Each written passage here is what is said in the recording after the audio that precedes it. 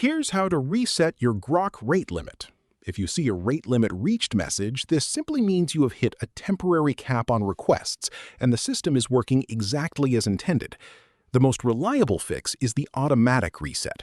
On free accounts, the limit typically resets about 24 hours after your last attempt, with the clock counting from that moment rather than from midnight.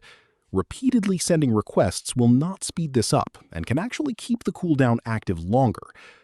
Sometimes the message lingers because a session is stuck. Fully close the Grok tab or app, reopen it, log back in, and try again. This forces a new session and often clears stale state without waiting for the full reset window.